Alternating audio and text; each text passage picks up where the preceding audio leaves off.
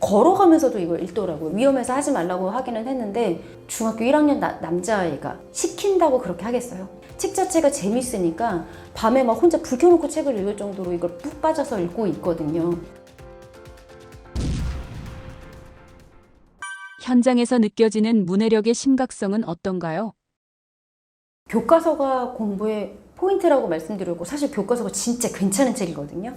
근데 아이들이 교과서를 못 읽어요. 줄글을 읽지를 못합니다. 줄글을 읽지 못하니까 아이들에게 공부를 시키고자 학습지를 주게 되는데 만약에 교과서를 읽게 되면 읽으면서 중간중간 모르는 단어들이 계속 생기니까 그냥 계속 지레밭이에요. 한 문장을 제대로 읽어나가지 못합니다. 공부를 농사에 비유해서 교과서를 밭이라고 생각하면 사실 이 밭을 잘 가꿔가지고 씨앗을 뿌리고 이걸 물도 줘가면서 잘 관리를 해야 되거든요. 근데 아이들은 이 밭을 갈기도 전에 여기 막 자갈돌이 엄청 많아요. 이거 골라 빼느라고 농사를 시작도 못하는 구조예요. 어휘력이 떨어진다는 건 문장을 읽어내지 못한다는 말이 되기 때문에 교과서 자체를 제대로 농사를 시작도 못하는 것과 같은 현상이 있습니다.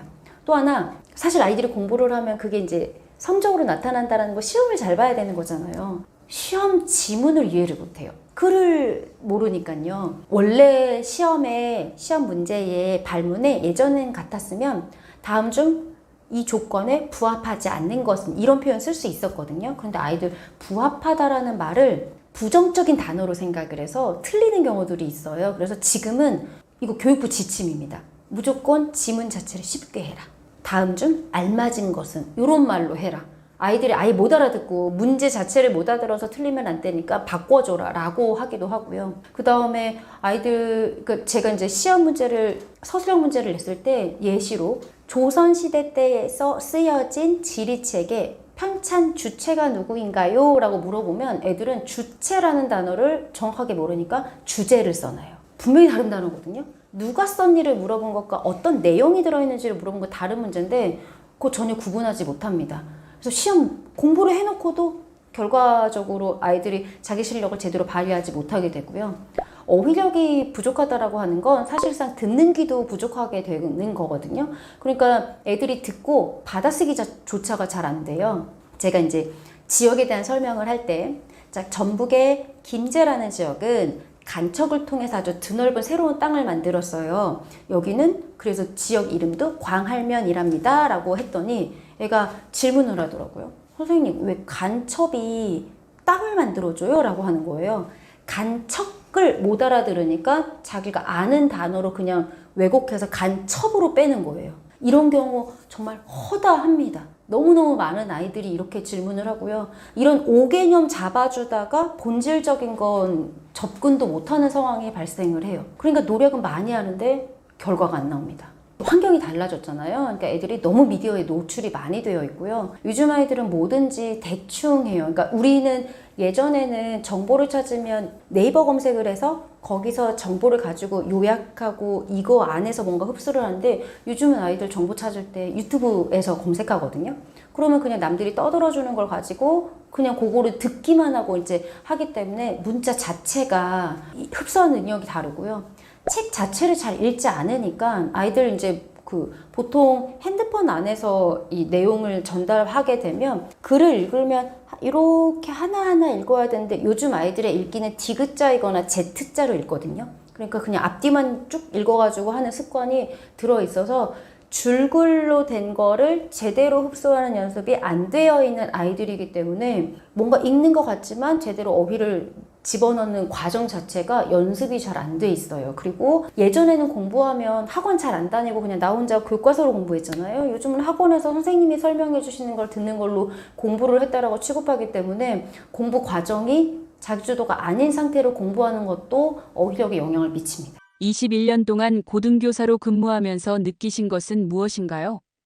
요즘 아이들은요, 훨씬 더 일찍부터 사교육에 노출이 되고 더 많은 양의 공부를 하고 있거든요. 공부하는 시간도 많아졌고 양도 많아졌는데 실제로 공부할 줄 아는 아이들이 잘 없습니다. 아이들이 공부하는데 쓰는 것에 비해서 성과가 없으니까 아이들은 이게 자기 효능감이 좀 떨어져요. 난 해도 안 되나?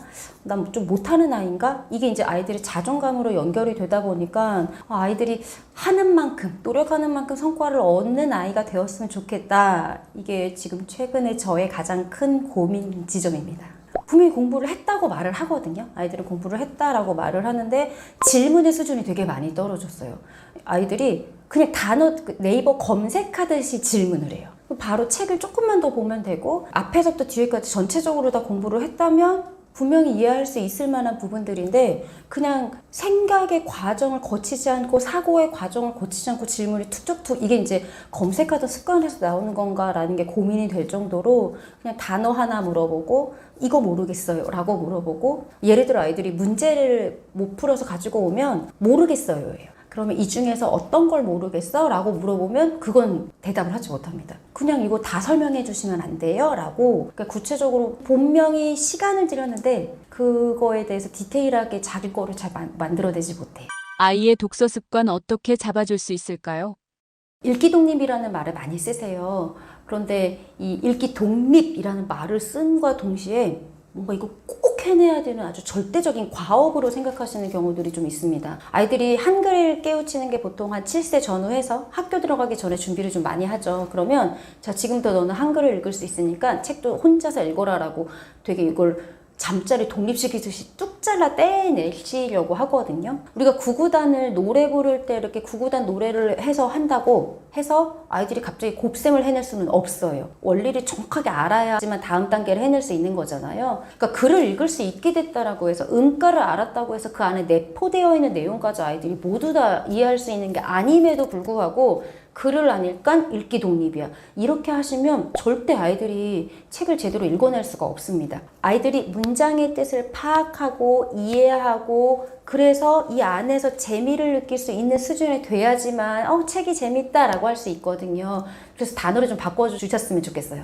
읽기 독립이 아니라 스스로 읽기라고 생각을 해주시고 아이들이 생각 주머니가 좀 커져야 돼요. 상상력도 좀 커져야 돼요. 그래서 엄마가 읽어주는 게 어느 순간 답답해져야 돼요. 그러면 스스로 내가 읽을게 라고 생각하게 되는 아이가 될 수 있도록 조금 더 유예 시간을 좀 주셨으면 좋겠습니다. 그리고 이제 학습 만화 있는 거 저는 사실 학습 만화를 반 이상 권장하거든요. 학습 만화가 아이들이 부담스러워하는 영역의 진입 장벽을 낮춰줘요.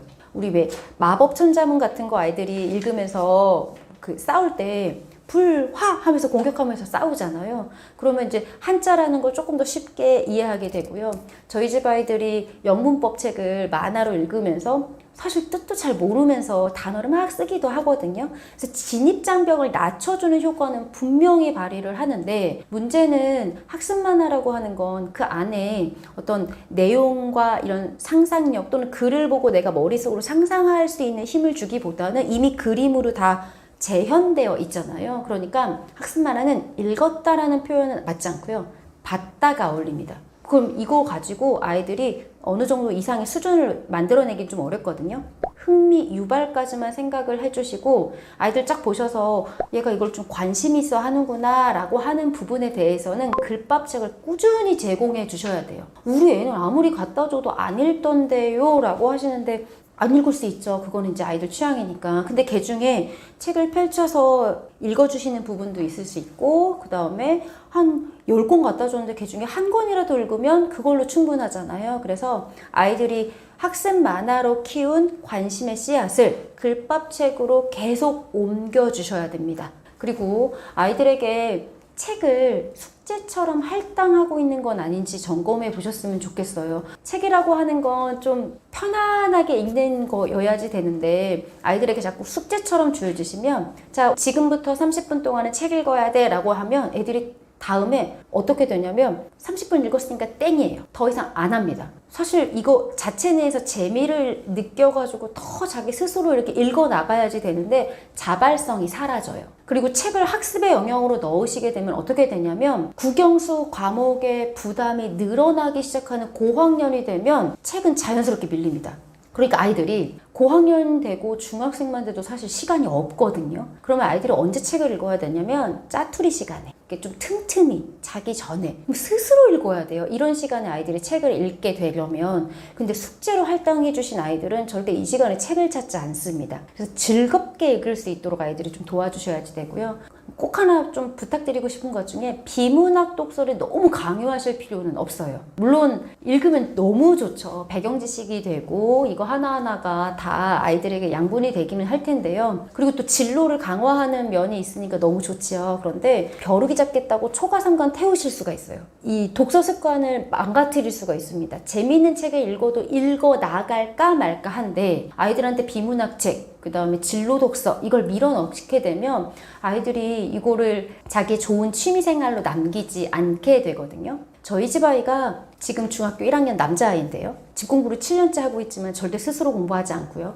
그 다음에 알아서 하는 면이 없는 아이인데 책도 조금 이렇게 약간씩 이게 협박을 조금 하면서 해야 겨우 읽을까 말까 하는데 최근에 전지적 작가 시점이라는 책에 좀 빠져 있어요. 이게 전체 책이 20-30권 정도 되는 거라서 웹소설을 이 책으로 만든 거라 가지고 책이 좀 방대합니다. 근데 이걸 한번 사달라는데 제가 안 사줬어요. 이게 너무 많더라고요. 그래서 한 번 읽고 말 거를 굳이 사줘야 되나 싶어서 안 사줬더니 학교에다가 본인이 학기 초에 신청해가지고 거의 독점적으로 혼자서 읽고 있어요. 그래서 걸어가면서도 이걸 읽더라고요. 위험해서 하지 말라고 하기는 했는데 중학교 1학년 남자아이가 시킨다고 그렇게 하겠어요? 이때 제가 진로 독서를 시켰거나 비문학 독서를 시켰으면 절대로 하지 않았을 텐데 책 자체가 재밌으니까 밤에 막 혼자 불 켜놓고 책을 읽을 정도로 이걸 푹 빠져서 읽고 있거든요. 이 취미가 꾸준하게 남아있었으면 너무 좋겠어요. 그래서 아이들이 책을 가장 친한 친구로 취미생활로 남길 수 있도록 공부의 영역에서 빼주셨으면 좋겠습니다.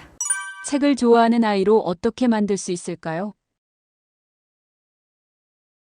정말 끊임없이 들이댑니다. 여러 가지 방법으로 아이들이 책을 좀 읽게끔 만들기 위해서 다양한 방법을 쓰는데요. 저희 집은 금요일이 책요일이라고 불러요.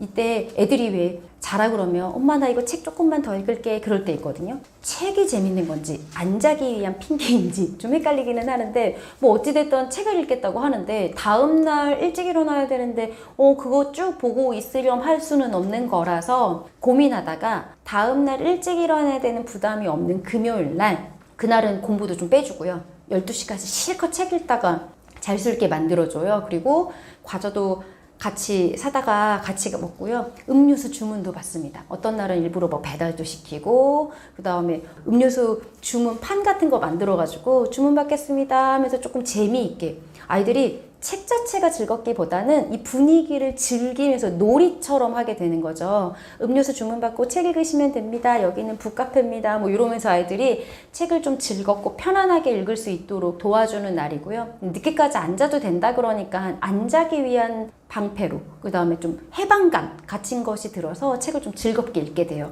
이때 꼭 책을 읽어야만 되는 건 아니고요. 저희는 책을 같이 읽고 그 책을 영화로도 많이 봅니다. 그래서 아이들이랑 책으로 같이 봤고 이걸 영화로 보니까 이거 각색이 이렇게 됐네? 와 내가 상상했던 게 영상으로 이렇게 표현되네? 저 주인공은 저 사람 말고 다른 사람이 더 좋지 않았을까? 여기 집이니까 훨씬 더 편안하게 얘기를 할 수가 있겠고요. 그리고 이게 독후 활동이라는 걸 좀 딱딱하게 하시기보다는 이렇게 책 대화를 자연스럽게 하게 됨으로 인해서 생각 주머니를 키울 수도 있어서 책을 읽은 걸 영화로 함께 보는 활동 아주 적극적으로 추천드립니다. 글을 잘 쓰는 아이로 키우려면 어떻게 해야 하나요? 글을 쓴다라는 건 내 생각을 다른 사람에게 글로 전달하는 과정이거든요. 그러면 아이들이 나만의 철학, 내가 갖고 있는 중요한 가치관, 내가 뭔가 좋아하는 분야 이런 것들이 있어야 돼요. 아이들이 이런 게 없습니다. 하루 종일 학교와 학원과 이런 거 부모님이 짜여진 스케줄에 맞춰서 움직이던 아이들은 내가 무엇을 중요하게 생각하고 이걸 옳고 이걸 그르다라고 생각하는 나만의 가치관 판단이 존재하지 않아요. 이런 것들을 해내는 대화가 되게 부족하거든요. 그래서 아이들이 무엇이 옳고 나는 무엇을 추구하는 사람인지 아는 아이로 자랄 수 있도록 많은 대화를 좀 이끌어 주셔야 되고요. 두 번째, 아이들이 질문이 없습니다. 항상 그냥 받아들이기만 하고 있거든요.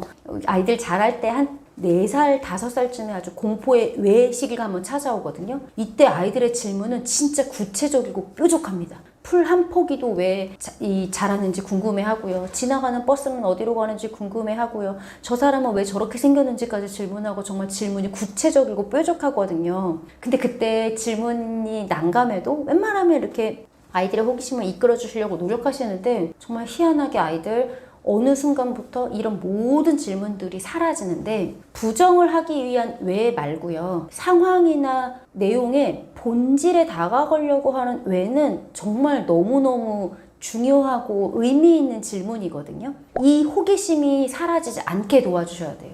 애들이 왜? 라고 했을 때 내가 좀 더 본질에 다가가고자 하는 노력을 하고 있구나. 이걸 이해하려고 노력하는구나, 탐구하는구나, 그걸 가지고 글을 옮길 수 있게 되는 거니까 질문이 살아있는 아이가 되어야 합니다. 근데 이런 걸 이끌어내기 위해서는 가정 내에 대화가 좀 많으면 좋아요. 그런데 일상 대화를 주로 많이 나누시고요. 또는 아이들이 좀 나이가 많아지면 아이들의 말은 줄어들고 일방적으로 부모님의 말이 좀 많아지죠. 이때 대화라는 표현을 쓰기에도 조금 어색할 정도로 대부분 했니 안 했니 넌 왜 이 모양이니 뭐 이런 식의 이야기만 주고받잖아요. 사실 대화라고 하기는 좀 어렵습니다. 아이들과 조금 더 진지한 대화를 하실 수 있으려면 아이들과 다큐멘터리 같은 거 보시거나 그 다음에 전 드라마 보면서도 아이들이랑 대화하는 거가 충분히 가능하다고 생각하거든요. 저희 집 아이들이 사실 집에서 드라마를 잘 보지는 않는데 너무 유명하다고 하니까 그 몇 년 전에 이상한 변호사 우영우를 너무 보고 싶어 해서 요거를 이제 조금씩 나눠가지고 주말에 좀 같이 봤어요. 그러면 거기서 우영우 변호사가 고민하는 지점들 어떤 사건, 사고들 이런 것들 넌 어떻게 생각해? 라고 할 때 질문을 던지면 아이들이 거기에 대해서 얘기를 하는데요. 주의하실 건 절대 각 잡고 질문하시면 안 됩니다. 아이들은 너 어떻게 생각해? 이거 뭐야? 라고 이런 식 아니고요. 그냥 수다스러운 질문이어야 돼요. 이게 정면 보고 하는 것도 좀 어색해요. 이게 그냥 다 같이 이렇게 영상 보시다가 어머 저러면 어떡해? 야, 너 저러면 어떨 것 같아? 요런 식의 질문이면 아이들도 좀 마음의 부담을 내려놓고 편안하게 대화를 할 텐데 이걸 막 각을 잡고 정답 요구하듯이 하시면 안 되고요. 또 하나 절대 아이들 생각에 대해서 너무 센 피드백은 하시면 안 됩니다. 아이니까 생각이 연글지 않은 게 정상이잖아요. 그런데 그게 맞아? 아니지. 이런 식으로 접근하시면 아이들 입 막혀요. 절대 다시는 대답하지 않거든요. 만약 아이가 정말 틀린 생각을 했다라고 한다면 그냥 부모님의 의견을 덧붙여 주시면 되죠. 이건 이렇게 하는 게 좋을 수도 있어 라고 덧붙여 주시면 될 것을 지적하고 아이가 잘못됐다라고 하시는 순간 자연스러운 대화를 이끌어 나갈 수는 없으니까 조금 다큐멘터리나 드라마, 영화도 너무 좋고요. 좀 자연스러운 수다스러운 질문들과 대화가 오고 가는 분위기면 너무 좋을 것 같습니다. 글이라고 하는 게 다른 사람에게 보여주는 내 생각인 거잖아요. 그리고 그 사람을 설득할 수 있어야 되거든요. 그러면 글이 탄탄한 논리 구조를 갖고 있어야 되고 확실한 근거가 있어야지 됩니다. 근데 이게 어느 날 갑자기 글 딱 쓰라고 하면 갑자기 논리, 근거 이런 게 아이들이 생기지는 않거든요. 그런데 요거를 평상시에 매번 글을 쓰고 매번 요거를 맞추려면 좀 너무 힘들어요. 그러니까 일상 대화에서 설득력 있게 말하는 걸 좀 연습시켜 주시면 좋아요. 그러니까 아이들한테 부모가 말씀을 하실 때에도 이러이러하니까 이런 내용이 필요한 거야 라고 설명해 주시고요. 그냥 엄마가 하라니까 좀 해! 이런 식의 대화보다는 아이들에게 제대로 된 말하기 방법을 보여주시고 아이들이 얘기할 때도 좀 근거를 가지고 뭐 간단하게요. 어린이날 선물 뭐 받고 싶어? 그럼 이거! 이렇게 끝내지 마시고요. 그게 왜 필요한지 엄마한테 좀 설명해 줄래? 뭐 이런 식으로 아이들의 대화를 한 발자국 더 뗄 수 있도록 도와주시면 훨씬 더 좋습니다. 말꼬리 잡기식의 이런 대화 말고요. 대화의 본질을 조금 더 가져가시는 게 좋아요. 사실 글쓰기의 가장 좋은 방법은 써야 합니다. 안 쓰고 할 수는 없어요. 저도 진짜 고민이 좀 많았는데 저희 집 큰아이가 지금 중학교 1학년 큰아이가 연필 잡고 글 쓰는 것에 알러지가 있습니다.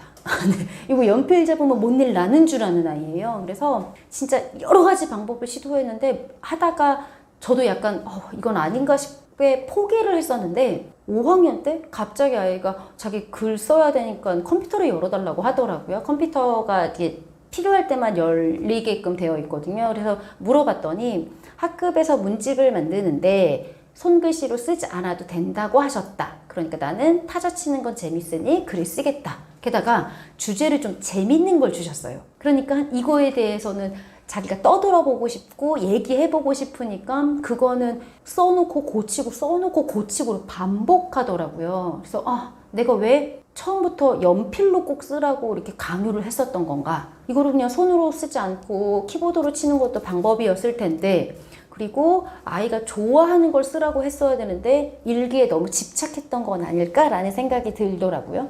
그리고 아이들이 생각이 커지고 내 의견이 많아져야 글도 쓰고 싶어지거든요.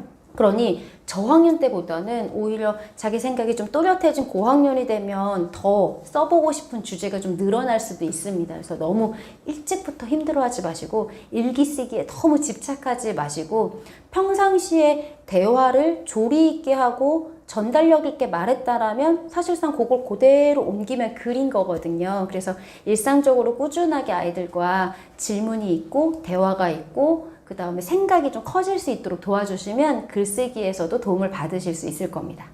책을 좋아했던 아이들이 책과 멀어지는 이유는 무엇인가요? 아이들이 유치원 때까지 책을 좋아했던 건 정말 책이 좋았을까요? 책으로 뭔가를 막 흡수하는 걸 아이들이 좋아했을까요? 아이들은 부모님과 함께 하는 시간이 좋았고 분위기를 좋았고 부모님 품이 좋았을 거예요. 그런데 이제 어느 순간부터 자, 넌 한글을 알기 시작했으니까 너 혼자 책을 읽어 라고 딱 떨어뜨리는 순간 책은 굳이 아이들이 같이 해야 될 부분이라고 생각하지 않게 됩니다. 그래서 책을 읽을 때 조금 더 아이들 곁에 있어 주시면 좋을 것 같아요. 아이들과 책을 같이 읽어 주시면. 그러니까 아이들 스스로 책을 읽는 거를 도와주셔야지 하지만 그 책을 같이 읽어주시면 아이들과 대화가 되잖아요. 이 책의 주인공이 이렇게 하니까 엄마 그때 너무 슬프더라 라고 얘기하면서 같이 읽으면 책을 훨씬 더 좀 편안하게 읽게 됩니다.